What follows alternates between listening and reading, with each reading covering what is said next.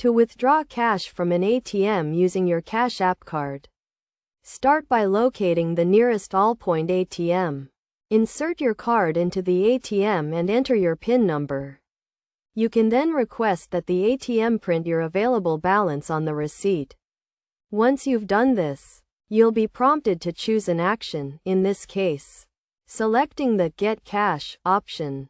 Next, choose the account from which you want to withdraw cash, such as your savings or credit account, keeping in mind that using your credit account may result in a cash advance.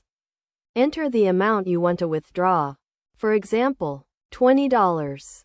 The ATM will then confirm the amount and notify you of any fees associated with the transaction. In this case, a $3 fee. However, if your Cash App card is locked, you won't be able to complete the transaction. So be sure to unlock it first.